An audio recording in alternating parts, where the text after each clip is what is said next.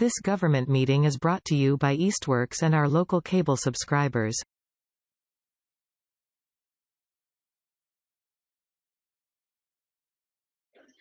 It is 6:02. I will now call to order the March 13th meeting of the Easthampton Conservation Commission.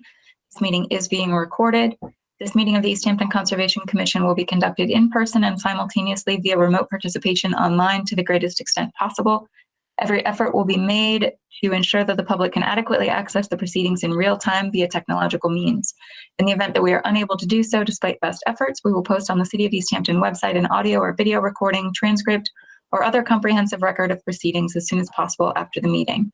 Should an interruption occur in which the online meeting ends abruptly, both the in-person and online meetings will not be restarted, and all agenda items will be automatically continued to the next scheduled meeting. Okay. Cassie, do you need to go through the any of the instructions tonight? I think I should, just because I normally do. So let me say them quickly. For those attending virtually, if any technical difficulties occur and the meeting ends abruptly, the hearing will be automatically administratively continued to the March 27th meeting at 6 p.m. and will not resume tonight. Please contact the conservation agent at 413-529-1463 or conservation@easthamptonma.gov for any questions. All participants are asked to remain muted until it is time for public comments. Participants should use the raise hand function or send a chat to the agent. Please state your name for the record at the beginning of any comments. Please do not utilize the chat function unless it is necessary to indicate to the agent that you would like to make a comment. All private chats are generated into a transcript that will be included in the public record and are not, in fact, private. Discussion within the chat is prohibited. And let me stop sharing my screen here. Okay. Great, thank you. Are there any public concerns or non-agenda items? I've not received any, and I'm not seeing anyone here who's not for the first item on the agenda. All right, great. We'll move on then to public hearings. Our first order of business is a public hearing continued from 2/27 for a notice of intent filed by Furrow Engineering on behalf of Tasty Top Development, LLC, a new mixed-use commercial and residential development with associated stormwater management system at 93, 95, and 97 Northampton Street, map 128, lots 112, 113, and 114. This request was originally filed on 11/23/2022. It is Mass DEP file number 1510322.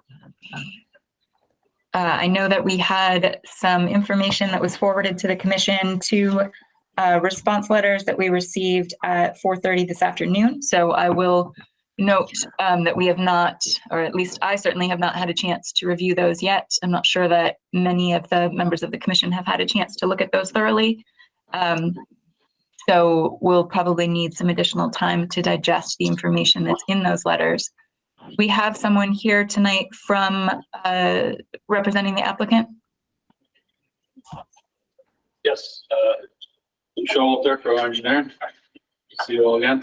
Yeah, so since the last meeting, we've been working to address the comments that we received from you guys at the meeting.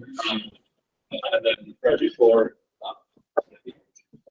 meeting 2 weeks ago that we were supposed to attend, we received comments from the city engineer.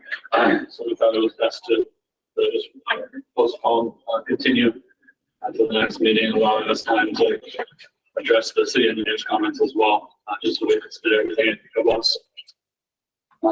So obviously we submitted it kind of late today, so we don't expect that you guys had a chance to review it all. But I'll just go through and kind of give a summary and hit the main points. So the letter that we submitted to the commission addressing your comments. So there was a question whether each phase needed to meet the stormwater standards.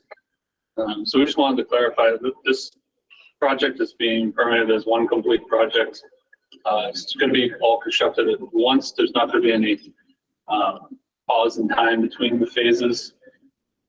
Phasing was kind of set up just to provide an order, a sequence of construction. This was necessary for traffic analysis and financial planning, but there's no plan to pause between phases or wrap up. We'll just go into each phase simply. Also, the stormwater is designed around the entire site, so it's impractical to have each phase meet all stormwater standards. However, in good faith, the applicant is willing to install the entire stormwater system for all phases in phase one. This would include all 7 basins, the 3 infiltration basins and the 4 detention basins, drainage piping, storm structures. And we've updated the phasing plans to reflect this, everything being installed in phase one. Question about the setbacks from the slopes.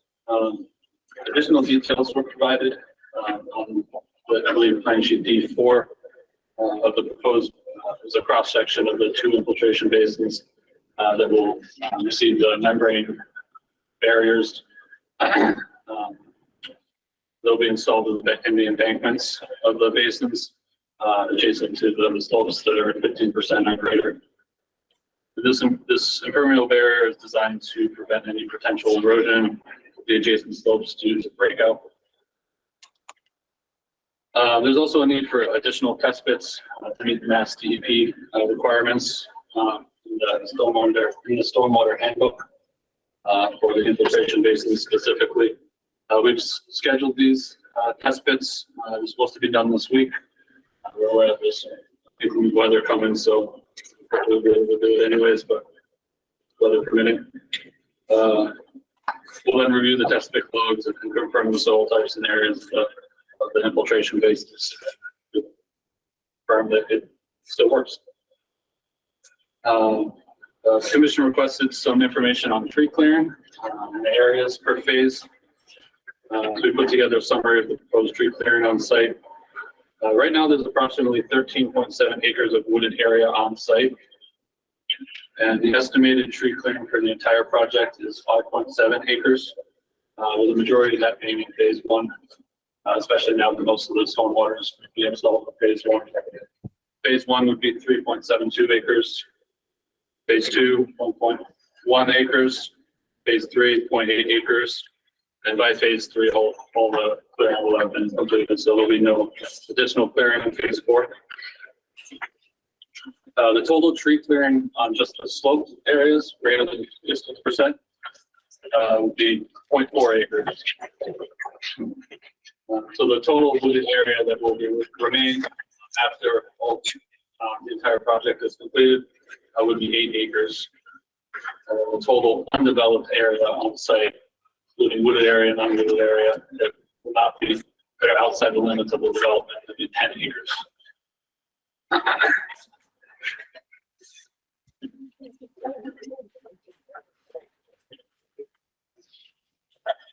Just to go through a couple plan changes, some of them are minor, but I'll just mention them. Snow storage areas were added to the plans. Dumpster enclosure detail was revised to show grading towards the pavement. So the stormwater runoff from the dumpster enclosures could be captured and treated by the stormwater management system.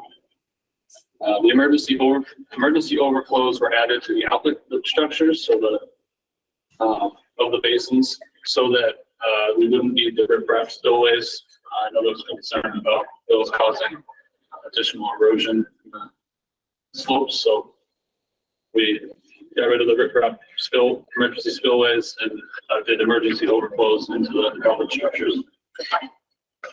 Silt fence detail was revised to show straw bales up gradient of the silt fence as requested. The overall planting list on the landscaping plans was updated with quantities. The bridge plans, steel shoring locations were added to the crossing bridge plans. The bridge span was increased from 19 feet to 19 feet 6 inches. This was in order to meet that requirement for 1.2 times the bank full width. And, we determined this based on the maximum bank full width instead of the average bank full width in the area of the crossing, which is what we had done previously, but be more conservative, we use the maximum bank full width. And the bridge crossing does meet all stream crossing standards. So that's kind of an overview of our responses to the commission's comments. I know you haven't had any time to read the engineers' comments. I can go through them now one by one, or if you guys were to have some time to review it first, go through the next meeting. You guys.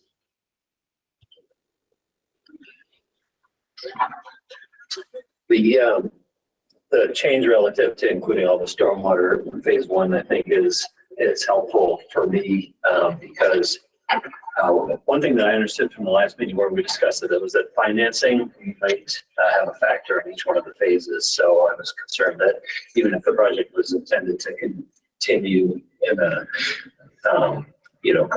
a sequence start to finish, it there could be a financing hiccup, and then at least the stormwater was done at the beginning. So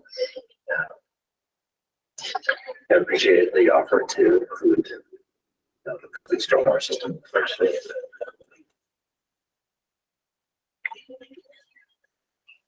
Are there other comments or questions from the commission?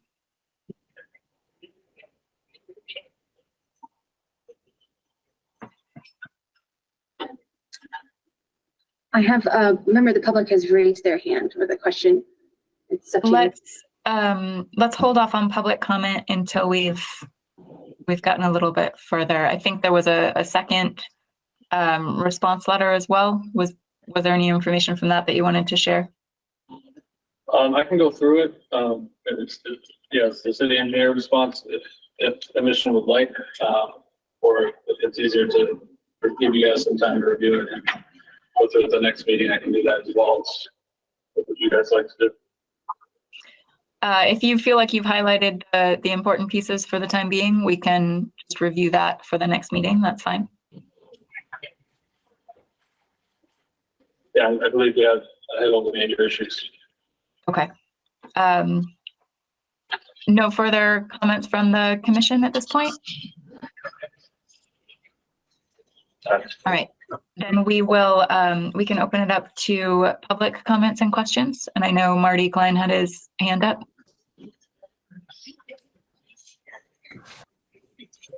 Yes, I had a question about in the event that for whatever reason, whether it's financing or other factors, that maybe phase 4 doesn't get built, maybe phase 3 doesn't get built, you've got all that infrastructure out there. What's to happen with that if the event that the entire project doesn't get built?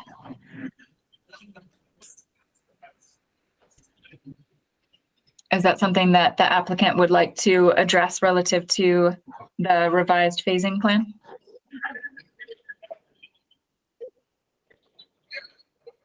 Is Marty referring to the stormwater infrastructure? My understanding of the question is that the entirety of the infrastructure, if you build the roads and the stormwater structure entirely as part of the first phase and the remaining phases for some reason are not able to go forward, you would have a road and a lot of impervious cover where the stormwater is being managed, but there's no actual reason to have the impervious cover there. Yeah, so we wouldn't build all the impervious at the same time. The phasing that we showed before of the road and the parking and impervious would be the same.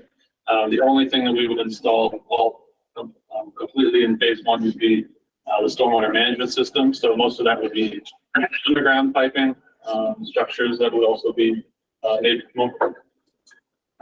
mostly underground, and then the detention and infiltration basins, which would be grassed and stabilized. So there would be no unused impervious area installed in phase 1.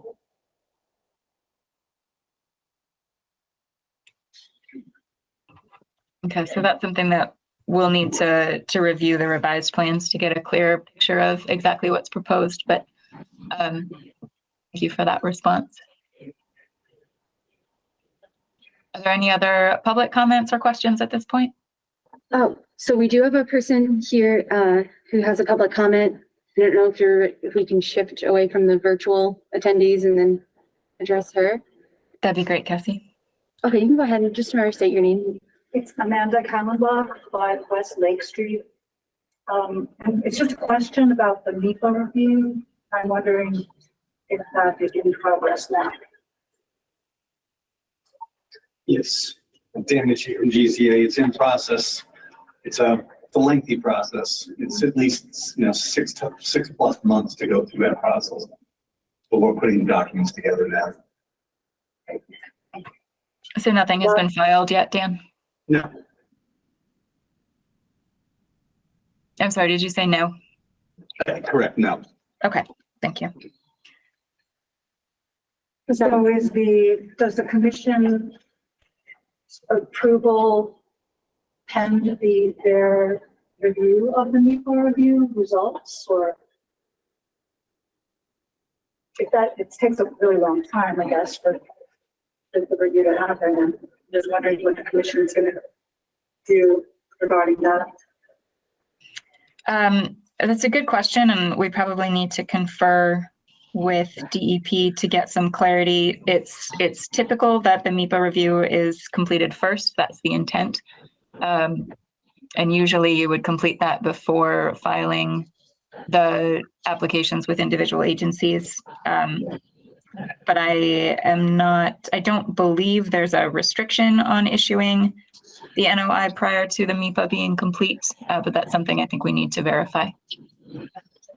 Go ahead. I was going to say that's how I understood it too, that we could act. And if we ask DEP, they might tell us that they suggest we don't, but I think that's what it is. Yeah, I reached out to DEP with this question as well. The commission is not required to wait until the MEPA review process is completed. I don't know that the commission is empowered to hold issuing, if all other matters are considered resolved to the commission. I don't know that the commission is empowered to hold issuance or making a decision on an order of conditions before that process is complete. So. And I represent the applicant, and we definitely wanted to get site plan approval and conservation approval before we got too far into the MEPA process for financial reasons. It's extremely expensive, and if we can't get local permits, there's no sense in going to get the MEPA process. And in general, this MEPA process is more related, almost solely related to traffic and not a conservation issue. So in my mind, they're almost two separate items. I'll just add that my understanding in the MEPA process as well is that even if the commission issues the order of conditions before that process is complete, the commission is empowered to issue comments to the MEPA review process, as well as members of the public. So they still can submit information for that review. That's correct. And I'll also add that because of the degree of impervious that's being added and the specific threshold that's tripped, even though it's only the Mass DOT permit that triggers MEPA, because of the particular threshold of impervious cover, MEPA has broad jurisdiction. And so all matters related to the project and its environmental impacts are part of the review of the MEPA process for this project.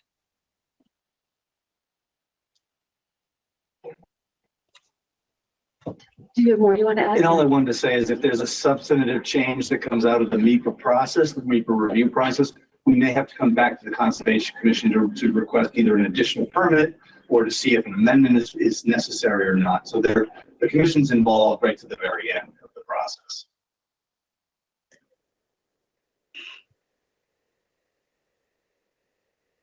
Are there any other public questions or comments? If there are no more comments that want to be made verbally by people here, I do have the written comments. I think they go back to from the last meeting on the February 27th that I can read for the commission if they'd like. I think that would be appropriate to get them entered into the full record, Cassie. Okay. All right, cool. So let's see here. Does it matter to the commission if I have them in dated order? I'll say no. Okay. I will try to go back from before. Okay, so this is a comment received from, and all these comments have been shared with the applicant and the commission beforehand. We'd just like to have them read into the record. Let's see, this comment is from February 13th. February 23rd, submitted by Robert Parent, Cassie, please see my comments on the revised submittal below. Updated phasing plans. The updated phasing plans shed a little more light on what project components are proposed to be included in each phase of construction, but these plans are still lacking in a number of ways, including, as noted previously, the stormwater infiltration requirements for phase 1 and much of phase 3 will not be met until phase 4 is constructed due to the lengthy time interval between each phase of construction and possibility that not all phases are ultimately constructed. All stormwater requirements for each phase should be met or exceeded by the improvements that are proposed to be constructed in a current or prior phase. Compliance with stormwater regulations should not be allowed to be deferred to a future phase. The limit of work / disturbance should be shown for each phase. This is needed to confirm that erosion and sedimentation control measures are designed correctly and located appropriately on the site. No site disturbance should be allowed outside the approved limit of work for each phase. The applicant continues not to show any site disturbance / regrading along the route of the proposed sewer line connection to the city's interceptor sewer. See the figure attached that illustrates at least one location where site regrading will be necessary to construct the proposed sewer line. There may be other locations where filling is needed or desired by the applicant as part of the sewer construction. As shown on this figure, the invert of the sewer line will be almost 1 foot higher than the existing grade. This means that the site at this location will need to be filled over 4 feet to construct the sewer line. This fill depth includes the fill required below the pipe dimension, and a minimum of 3 feet of fill above the top of the pipe to prevent it from being damaged by frost heaving. Since this section of the sewer line is located along the steep slope, only 40 feet from a mapped wetland resource area, accurately depicting the limit of site disturbance, providing proposal final grade elevations, and confirming restoration requirements at the completion of this phase is critical to protecting this resource area. Once the applicant has submitted phasing plans that better define the work and site disturbance to be completed in each phase, the applicant should develop erosion and sedimentation control plans that are consistent with the phase site improvement plans. As an example, the phased erosion and sediment control plan for phase 1 dated January 31st, 2023 do not show the proposed sewer line connection to the city's interceptor sewer or detention basin F3. Revised sheet C 3.4, addition of a rain garden at the rear of apartment buildings. It is a bit puzzling as to why the applicant has added this feature to the typical building layout, since the rain garden is shown only receiving stormwater from the building roof leaders. Rain gardens are a stormwater treatment BMP per the Massachusetts Stormwater Handbook, and roof drainage is typically not required to be treated. These features would only be more beneficial if they are designed to receive a portion of the parking lot or walkway runoff instead of only roof runoff. Please let me know if you have any questions. I can share this figure with the commission. I can also show it on the screen. I think that's a good idea. Hold on just a second.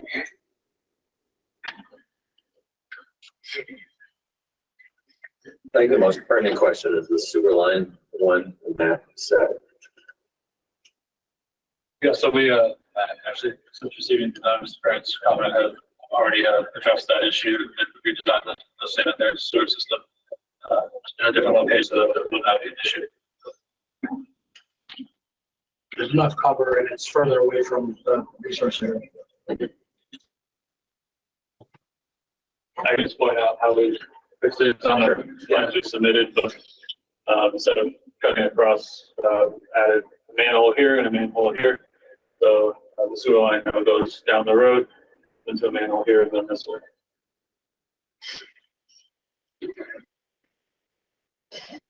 Okay.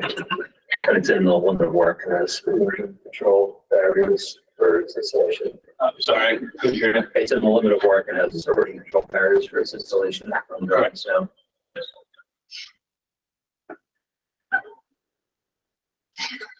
Okay, cool. Thank you. Any other questions on that one before I move the next? No, just do it. Oh, I handed it over there. Okay. Okay. Jumping around in time. This is February 10th, 2023, submitted by Bob Parent. Cassie, thanks again for sending these along. With regard to the February 6th, 2023 response to comments, I checked the January 31st, 2023 plans and do not see the impermeable liner referenced in the response about basin setbacks.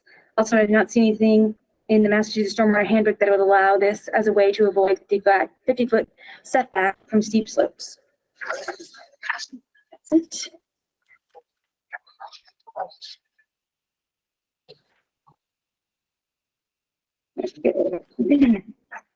February 6, 2023, Robert Parent.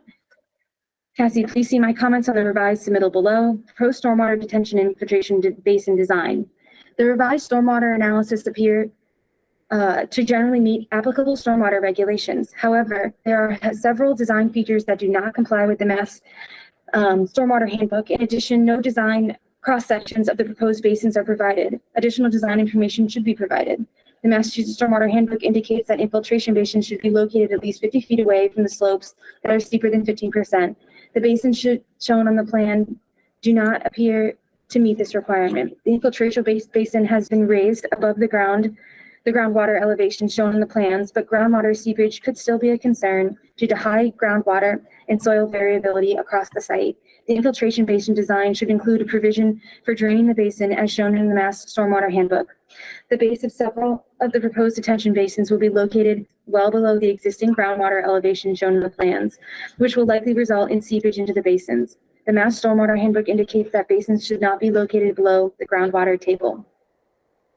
Phasing of detention and infiltration basin construction. The project phasing plan has been revised to indicate that detention basin F2 and F3 will be constructed as part of phase 1, but no stormwater infiltration facilities are proposed to be constructed as part of this phase. Phase 2 will include construction of infiltration basin R1 and detention basin R3. The remaining basins, detention basin R2 and infiltration basin F1, will be constructed in phase 3 and phase 4, respectively. As currently proposed, the infiltration requirements for phase 1 and much of phase 3 will not be met until phase 4 is constructed. If all phases of the project are not constructed, the stormwater infiltration requirements of previous phases will not be fully met. The applicant should be required to develop a phasing plan that demonstrates each phase will be in full compliance with stormwater regulations if subsequent phases are not constructed. There is no problem providing greater detention and infiltration capacity as part of the initial phase, but there is a problem not providing enough capacity and for a future phase. Flow-through catch basins. A number of the catch basins shown in the plans are designed as flow-through basins instead of terminal basins. This will render the deep sumps in the basins ineffective as treatment measures. The piping design should either be revised so that all catch basins are terminal structures, or the 25% TSS removal credit taken should be eliminated. Basin outlet control structure. The schedule and associated details should be carefully reviewed and compared to the information contained in the stormwater report. There appear to be a number of items that don't fully match. Open basin versus subsurface basins. As mentioned previously, if the open detention and infiltration basins were replaced with the subsurface basin and or other pervious pavement for infiltration, these features could be located in the areas proposed to be paved, freeing up a significant portion of the site as open space or other uses. Let me know if you have any questions. Thanks, Bob Parent. Okay, next one. This is also from February 6, 2023, Robert Parent. I am providing these comments in response to the phasing plan included in the January 31st, 2023 resubmission, as well as to reiterate my previous comments, rephasing, see below. These comments apply to both Planning Board and Conservation Commission submissions. The phasing plan contained in the resubmission is a step towards identifying improvements located in a future phase that may need to be constructed as part of an earlier phase of development. These include some of the roadway, stormwater, sewer, and water improvements. However, the information shown in the plan is very limited and does not depict the full scope of work that will be necessary to construct a particular improvement. The clearest example of this is the sewer line that will cross through the phase 4 area to connect to the city's existing interceptor sewer. Portions of the sewer line will be constructed infill and parallel a steep slope and intermittent stream. It is very likely that the applicant will complete at least a portion of the proposed clearing and regrading in this area when the sewer line is being constructed. As I noted in my previous comments, the clearing and regrading should be clearly shown on the phase 1's plans if the work is going to be completed as part of that phase. If not, the city will be left guessing what is going to be completed as part of phase 1 and what will be left for phase 4. Also, it is imperative that the site be stabilized and revegetated at the conclusion of phase 1, since it will likely be at least several years before phase 4 is completed. Once the scope of work to be completed as part of phase 1 is fully defined on the plans, a sediment and erosion control plan specific to these improvements will need to be developed. The S&E plan for phase 1 does not currently show the sewer line and detention basin construction that is proposed to be constructed as part of phase 1. So there is no way to determine whether or not what the applicant may propose to do during phase 1 is acceptable. As noted previously, I realize that phased projects like this are very complicated to review and approve. However, requiring the applicant to provide more information during the approval process can help to reduce the potential for future surprises and disputes. What I am suggesting is doable and has been done by applicants before. We went through a similar process for the Holyoke Landing project a couple of years ago. That is the development of the Holyoke Mall access road across from Barnes & Noble. It was proposed to be constructed in 3 phases, of which 2 are now complete. The 3rd phase, located at the rear of the site, may never be constructed, but it is stable and can stay as is forever if needed. Most of the site utilities and roadway were constructed as part of phase 1, along with rough grading, stabilization, and revegetation of phase 2 and phase 3 areas. This approach also greatly simplified the certificate of occupancy issuance process, since it was clear that work to be completed as part of each phase, and once it was done, a full CO was issued for that phase. Please let me know if you have any questions.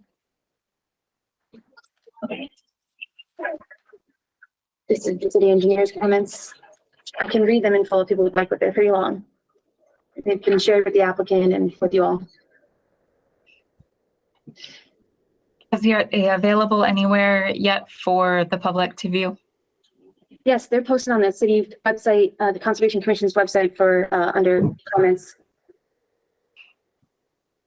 Okay. What's the rest of the commission's feeling? Do we want to have them read into the record as well? I don't care.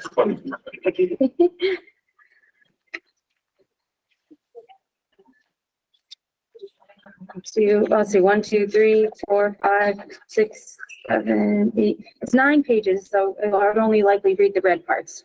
Those are his comments. Let's It's not here, though. As long as we have access to read it. If they're on the website, then it should be. all right. It's not that I'm not. Let's unless we have a request in the future to read those into the record, we'll just note that they're available on the city website. Okay. Okay. Let's see. I have some other informal comments that I received from Dan Murphy, the city engineer, as well. So but that have been shared with the applicant and yourselves. This is from February 13th, 2023, from city engineer Daniel Murphy. I haven't done a site visit to confirm if there are mature trees in the area to be cut, but plans show the total wooded area to be cut is approximately as about 4.3 acres, 3.5 acres on the east side of intermittent stream and 0.8 acres on the west side. Mature trees to be retained within the wooded area to be cut are not identified on the plan if proposed. Ask if there will be any mature trees saved. Let's see here. I have, let's see. Yes. I would say you guys in your letter recently explained what trees are going to be cut in the volume in the area, I would say. Are they noted in the plan?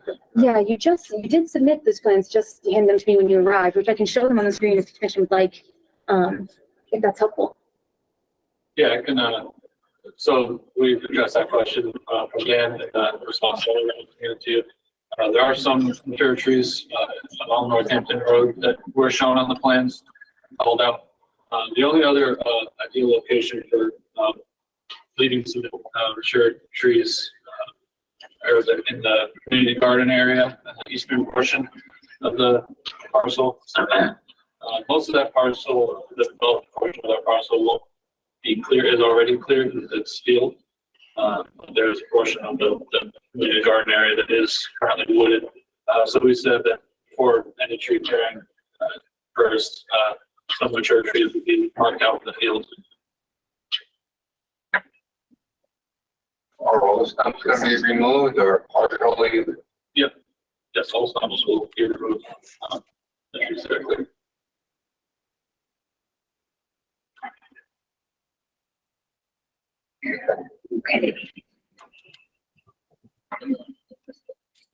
Okay.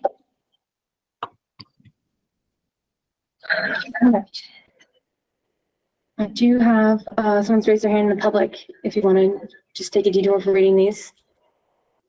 Let's continue going through the comments that we have, and then we can return to any further new comments. Feel free to keep your hand raised, Marty, so I won't forget to have you on the list there. Okay, these are other comments submitted from City Engineer Dan Murphy on February 13th, 2023. Let's see. General comment. There's little attempt to treat stormwater at its source other than maybe deep sump catch basins despite suitable soils based on the testing in space. The purpose of the ordinance is to encourage low impact development and more natural decentralized treatment. I'm sure you're well aware of low impact development techniques. If you haven't seen it yet, this guide has some good Green Street stormwater practices. A link is included. A comment of your recharge volume calculations. Table 4, recharge to groundwater, should match the proposed recharge volume in volume table in Appendix D. Appendix D, the required recharge volume should be based on test hole results like the drawdown table is. The required recharge volume table and calculation is based on 60% D soils. The target factors are not based on soils as observed and recorded. You should use actual test observations like you do for the drawdown calculation. Why didn't you record weeping water depths in your most recent testing? It's just easy information to record while you're there. Though not specifically required, I feel the same way about doing perk tests when you dig test pits to get actual infiltration rates. Add reference to the survey plan done for the Starbucks parcel. It looks to me that the sewer connection is in a FEMA floodplain. Please confirm, and also that it's not in wetlands. I'm assuming this work is in your notice of intent. Okay, two more. So this is another comment from City Engineer Daniel Murphy. This is submitted on February 27, 2023. Applicant uses catch basin flow-throughs in drainage system. TSS removal credit can't be used without use of a DMH for drainage flows.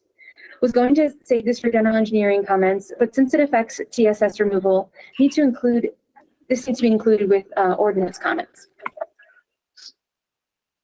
Okay, and last one that I have written comments submitted. This is a comment submitted by Marty Klein, and it says regarding 7 Stone Path Lane regarding proposed development at 93, 95, 97 Northampton Street / Stacy Top to the Conservation Commission.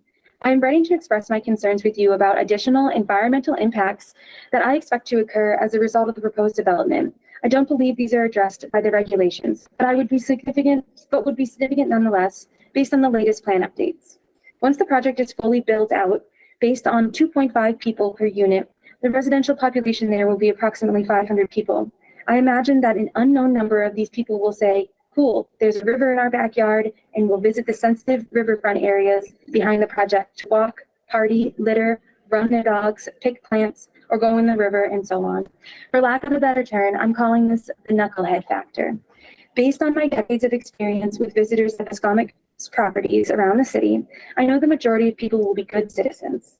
But realistically, I'm anticipating hundreds, thousands, if visitors a year to an environmentally sensitive area that has seen very few visitors for much of its history. I have little doubt that, as a result, the habitat in the riverfront area will be degraded.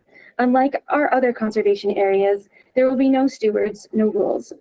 Not to be an alarmist, but within a few short years, the ecological value of that area will be severely diminished. Is that the price we're willing to pay for whatever benefit the project will offer? That's a steep price. I certainly hope not.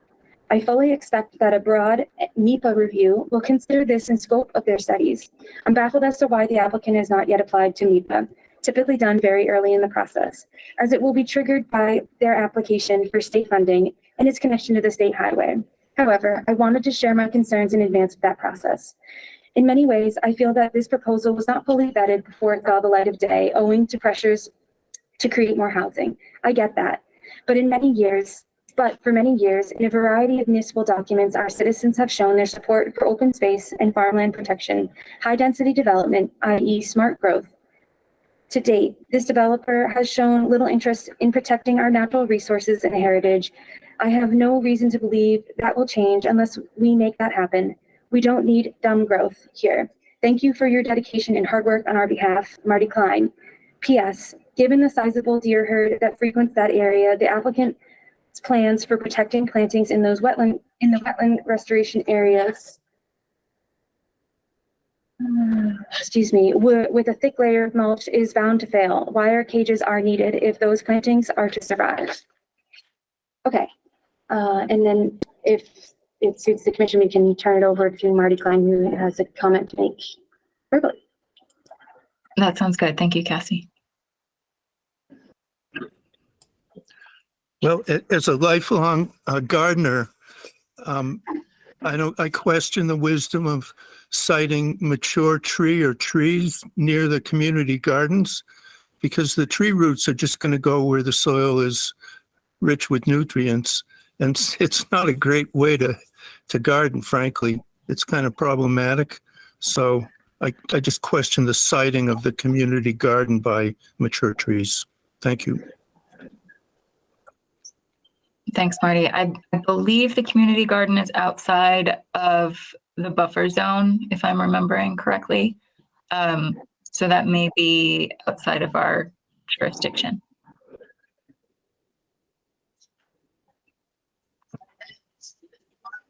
Are there any other public comments or questions at this time?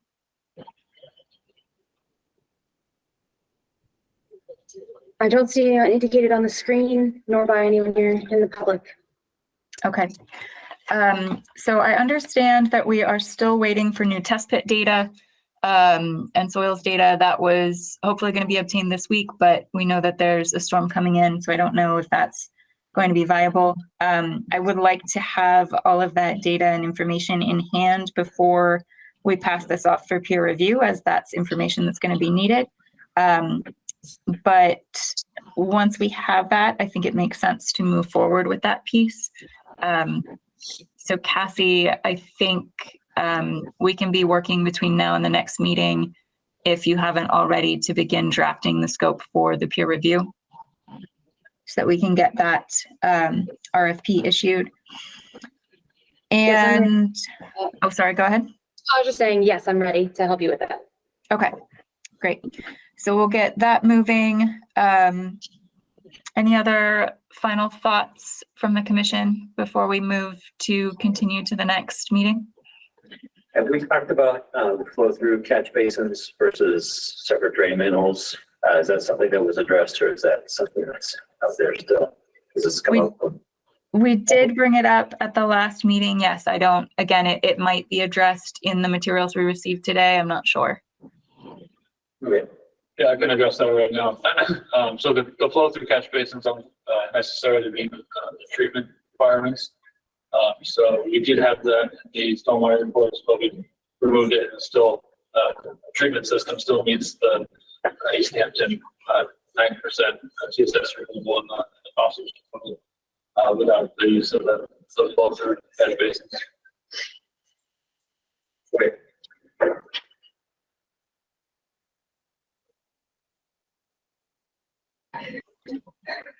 Are there any other comments? You said we have the new drawings. Yeah, I can show them. You got. No, just are they electronically available? I just got them. I'm going to upload them after this meeting. Sure. And I'll put them. I'll send them to you guys and put them on the city website for the public to review as well. And I'll share them with the city engineer. Thank you, Cassie. I have a procedural question. Does the commission have to vote to pursue a peer review now, or do we need to wait until you have the final RFP to do that?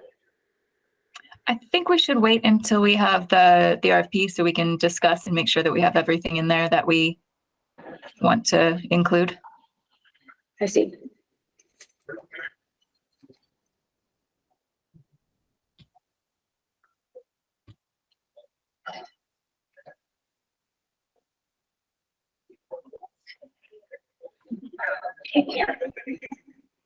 Right, so do we have a motion to continue this to, what is our next meeting date?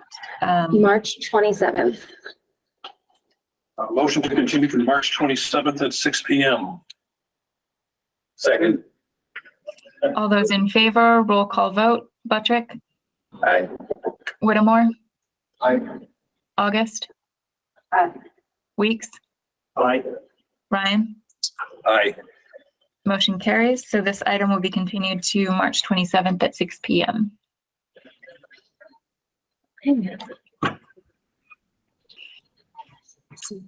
All right, our next order of business, request for certificate of compliance for One Industrial Lofts LLC, 1 Ferry Street, Mass DEP file number 1510298. I believe we've had a request for continuance for this item. Correct. I received notification from the applicant. We have a motion to that effect from the commission. Motion to continue through 3/27, 6 p.m. Second. All those in favor, Buttrick, Aye. Whittemore, Aye. August, Weeks, Aye. Ryan. Aye. Motion carries. Our next item is continued from 227 for the City of Easthampton, 1 Industrial Lofts, 1 Ferry Street, Mass DEP file number 1510317 for the slope grading, vegetation management, and stormwater basin. I believe we also have a request for continuance of that item. That's correct. I received that today. Continue to March 27th. Second. All those in favor, Chick, Aye. Whittemore, Aye. August, Aye. Weeks, Aye. Ryan. Aye. Motion carries. Thank you. Moving on to enforcement actions. Cassie, do we have updates on any of these 4 items? I know the item for 93 Northampton Street there. So here, if you have any updates that you want to present. I think we want to propose to double the BBW restoration. We didn't have an actual number, but we had sort of a distance of around 12 to 15 feet or so, assuming a 10-foot wide roadway, maximum be 150 feet was what was proposed. So we would propose to go to 300 square feet for BBW replication, all on the same side. We'll just expand. We'll take some more of the upland out along that entrance road to the existing crossing. So we would just basically double to about 300 square feet, and we would double all the plantings since there's double in the area.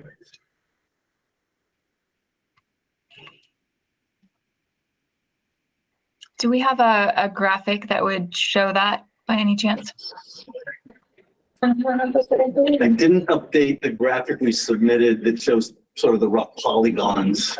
But verbally, I mean, we get the next meeting coming up anyhow, but we could just adjust that the western side to have twice as much area for restoration. So We're still only talking about an additional 150 square feet, correct? Correct. Yeah. So it's doubling now.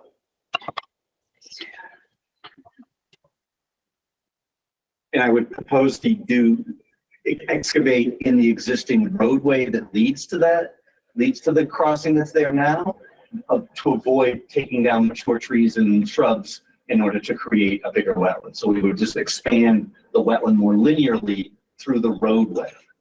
That way we'd have less vegetation removed in order to construct it. You know, we'll go anywhere you want, but that was just my thought, is to do as little earthwork and a little vegetation removal as possible.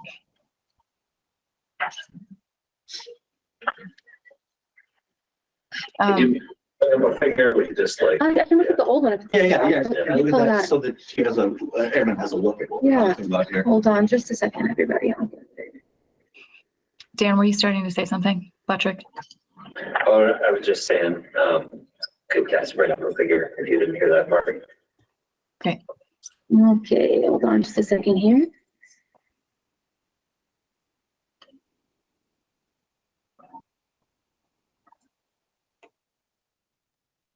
Let's see. Great, Cassie. Thank you. Yeah, no problem. You're proposing to the west, you said? So right to the left hand. Oh, sorry, yes. East is to the field side. Yeah. Okay. This general area. So you can see the BBW is that small green polygon, and the rest of it, we were going to do conservation seed mix, but we'll just double this green polygon to extend into the conservation seed mix area. And we will continue to use conservation seed mix on the remaining portion of the road that extends into the driveway mix. Nice. I believe the wattles already was installed, right? You guys already put that in on the other side, on the east side.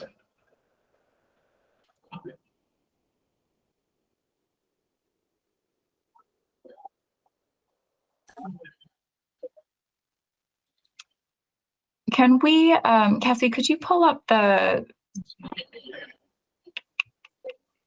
having a hard time getting a sense of.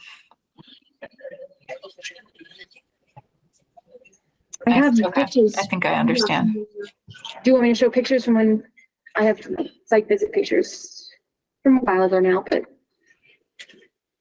if you'd Yeah, like, that might be helpful. let's see which one. Yes. Honestly, from your first site visit, actually probably be better. Yes. Yeah, we spent a lot of time there talking about the area. Yeah. Okay.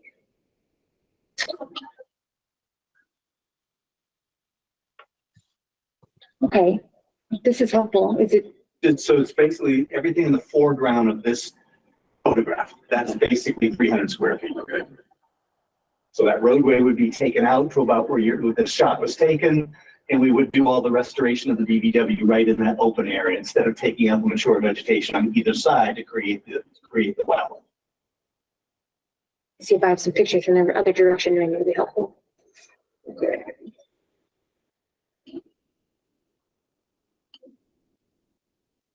And so you're proposing to make a little finger of wetlands that is essentially the width of the existing road that extends into upland? Yep.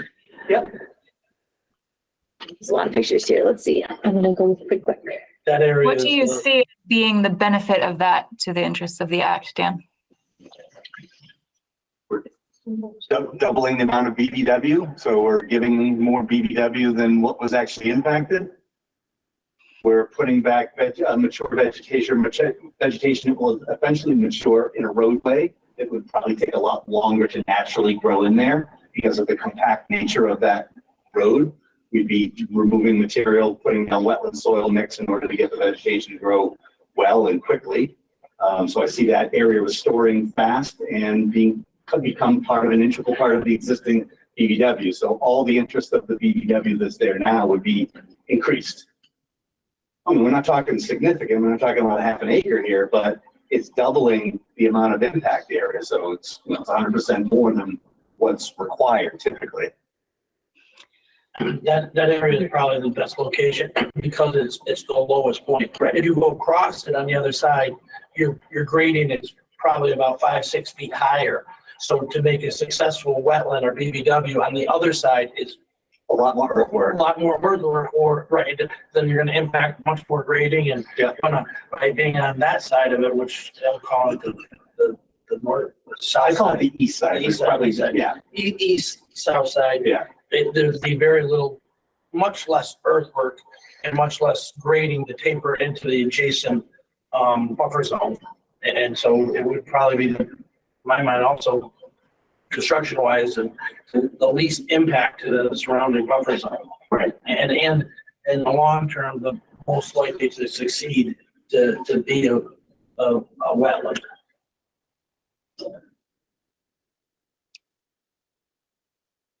What do you foresee the grading looking like in this area to tie into the vegetation on either side?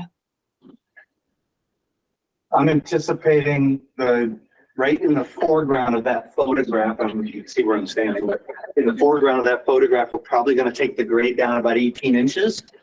Between 12 and 18 inches, we'll probably hit the groundwater because the adjacent wetland on either side is really close to grade. It's not we have basically saturation every spring in there.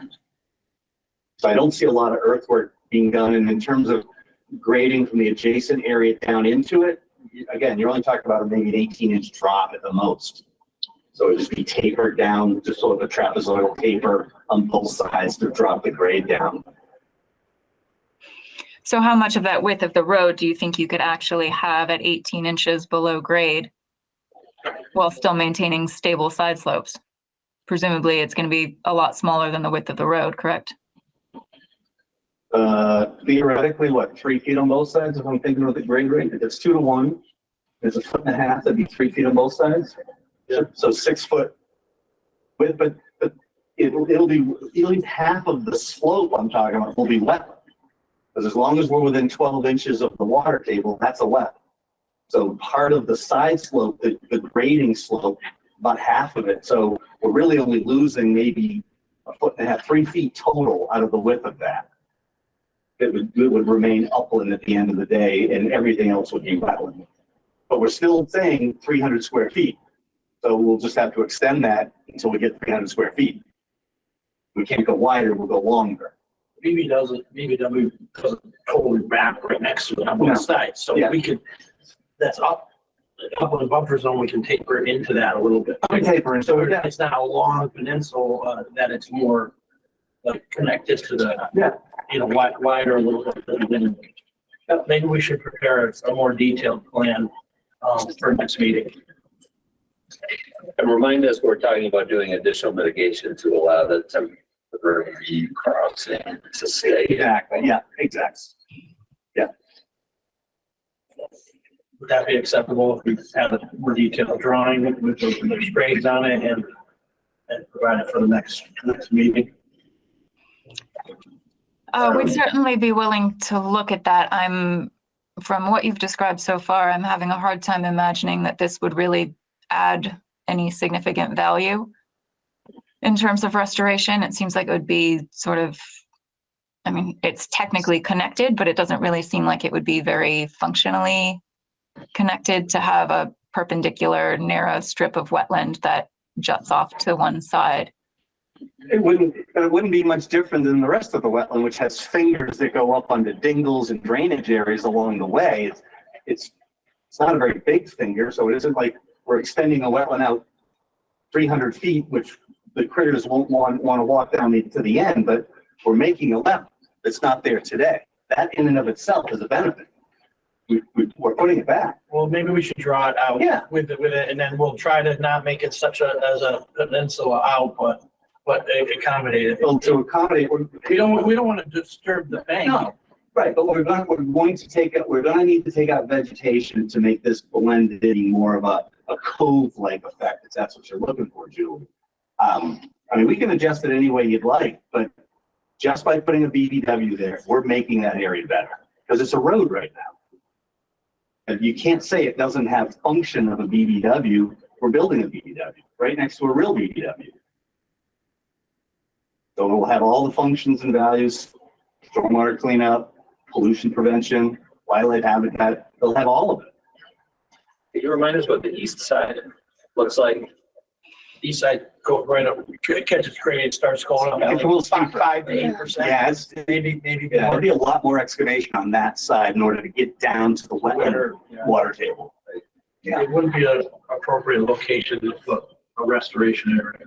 I might have better pictures from different site visits that y'all want me to look for. Happy to try. Let me try. That description is enough for me. Okay. You can see the grades on the existing conditions plan that it shows it going up dramatically.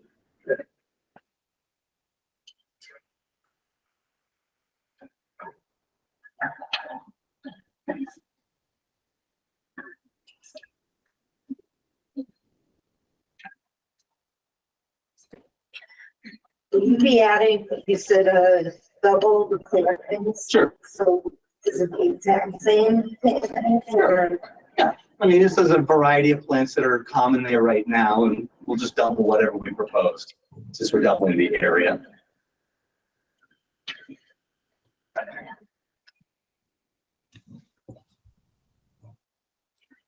Can anyone remind us what the existing status of invasives is at this location? Barberry and multiflora rose are the two dominant ones in the area. They weren't all that dense. As you walk up to the bridge, there's more of it on the left-hand side, multiflora. We could go in and remove some multiflora or some invasives in the general area if you'd like, in combination with this replication area. My take, not really seeing it on a plan or in the real space, is that this addition is not going to have any real significant value, and that a better, more valuable effort might be invasive management through part of this corridor. I don't know. I'm open to thoughts from the rest of the commission, but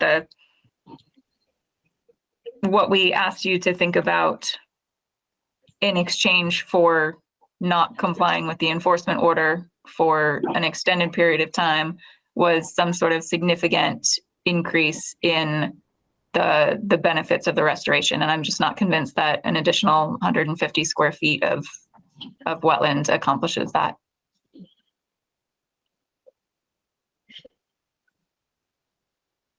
Do you have a suggestion of what would satisfy significant in your mind? I mean, we're doubling the BUW that was lost.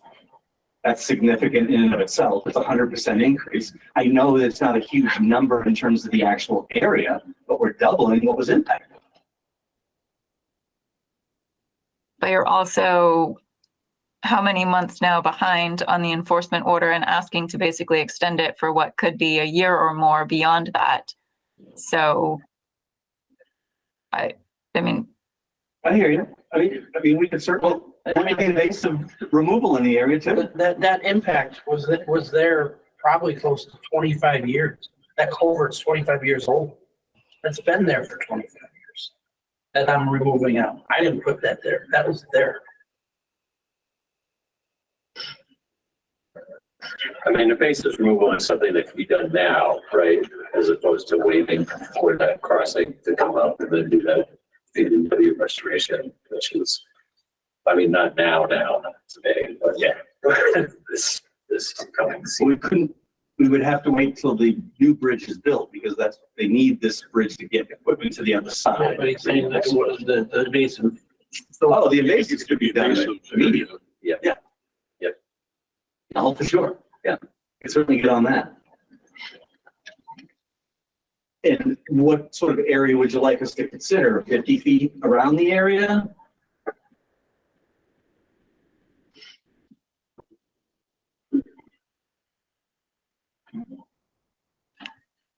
I'm gonna guess that that's gonna be at least 100 individual plants are gonna get removed, would be my guess, given the density of the multi-floor that's out there. But I mean, I haven't actually measured that kind of density, but we could look at that for you, let you know. I think that in order to have lasting benefit, you would need to look at what the conditions are around it, because if it's just a small section each direction from the crossing that's treated, it's not going to have any lasting impact if there's things right around it encroaching on it.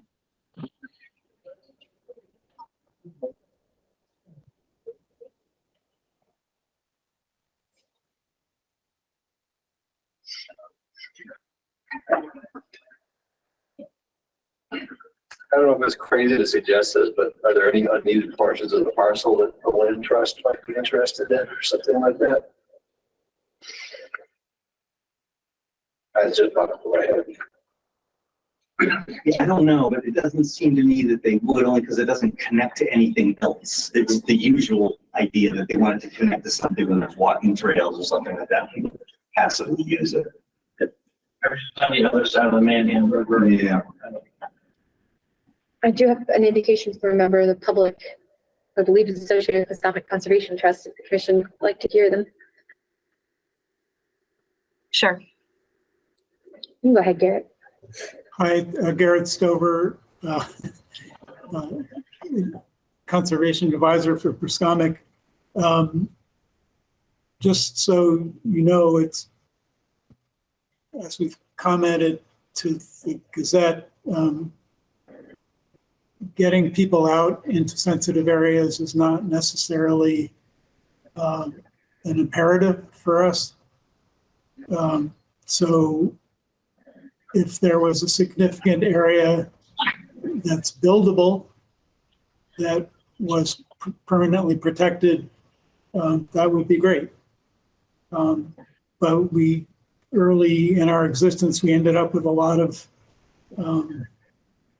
unbuildable river bottom that was not particularly great for public visitation. And it wasn't actually protecting anything from being destroyed. So obviously we would love to protect parts of this property. Thank you.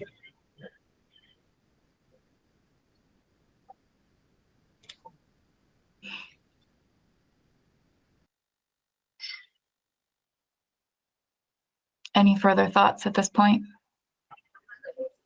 I'll just have them go back and do a sketch and take another pass at it and come back next meeting with some other ideas.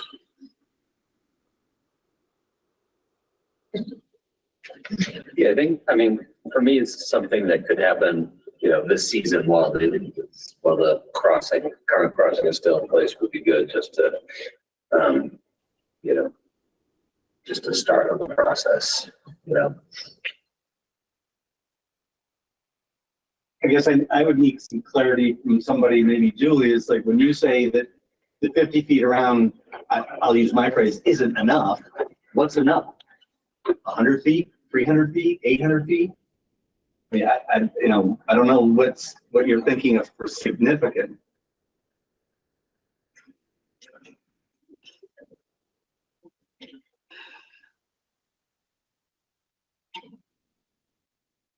I mean, maybe it should be in and around the area of both crossings because there's a second crossing coming. There's a crossing there now. If we did 50 feet upstream of the existing crossing and 50 feet downstream of the proposed crossing, that would probably cover about 150 foot or 140 foot long area.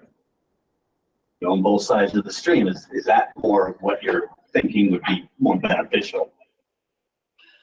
What percentage of the length of the stream through the property would that consist of?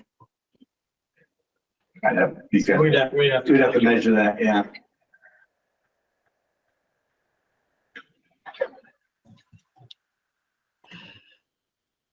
Well, let's take that one step further. If you're thinking that way, what percentage would be appealable?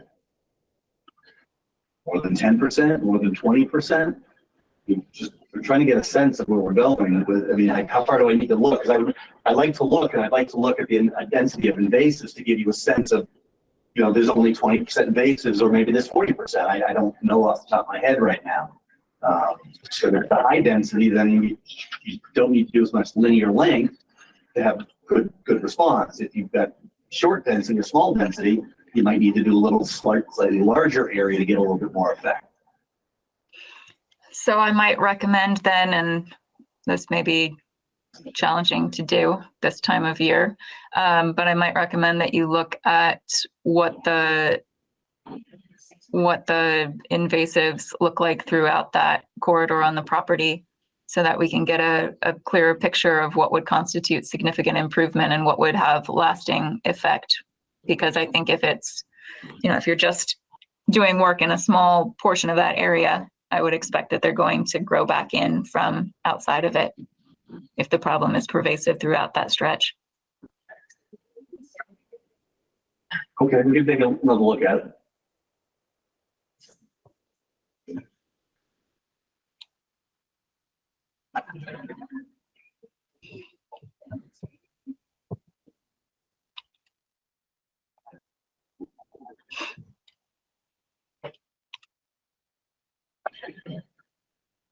All right, so we'll expect another update at the March 27th meeting? Yep. Okay.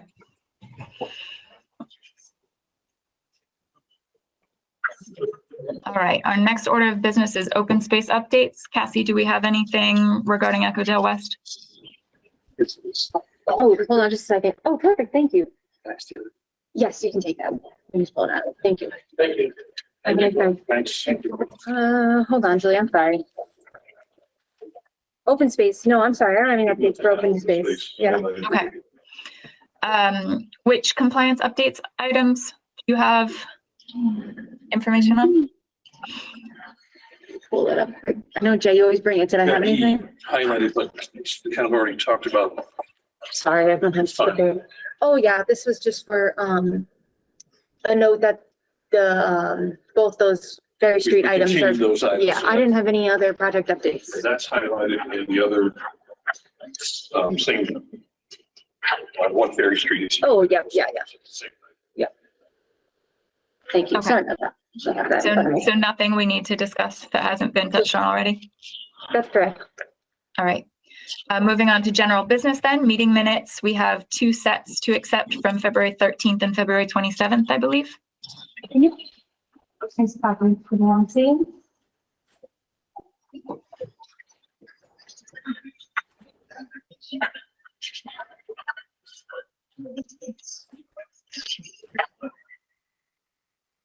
Would anyone care to take a motion, make a motion regarding either of those sets of minutes? I'll make a motion to approve both meeting minutes from February 13th and February 20th. Wait. All those in favor? Buttrick? Aye. Whittemore? Aye. August? Weeks? Aye. Ryan? Aye. Motion carries. Thank you. Our next order of business is wetlands ordinance discussion. I think this may be a little bit difficult, for me at least, being not in the room. If folks are okay with it, I'd like to maybe table that until the next meeting. Sure. Do you still want to have the working group meeting this Monday, was it? I believe, Deb? 20. The 20th? Yeah. Does that still work for you? Let me, in theory, yes, but let me update you on the health status of my household prior to that. Great. Okay, cool. No problem. All right, so I believe that's everything for this evening, unless there's any other general business that folks want to bring up.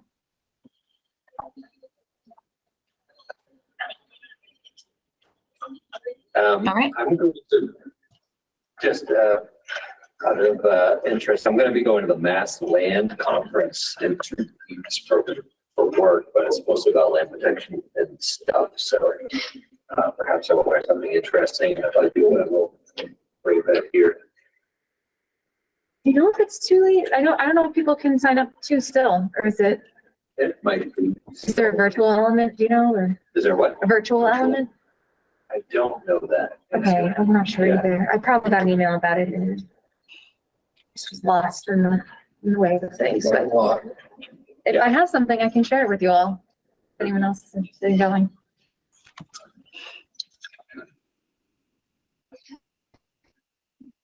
Any other announcements? But MACC is coming up too, but that's I think virtual. it just ended. Oh, it just ended. I went to a couple of those. So I know there's a lot going on, and Deb and Hal both did as well. Yeah. Yeah. A lot of opportunities out there. Class. Wetlands and forests. Awesome.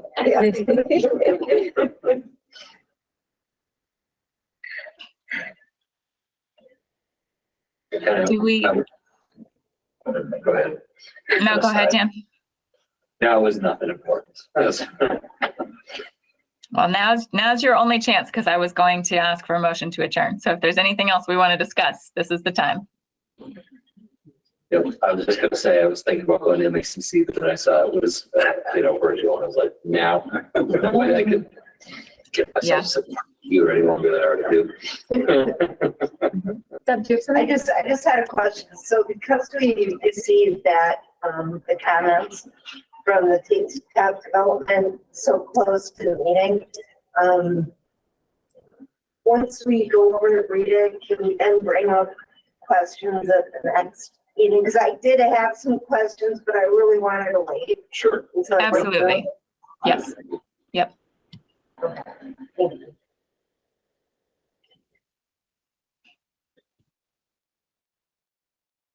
All right. Do we have a motion to adjourn?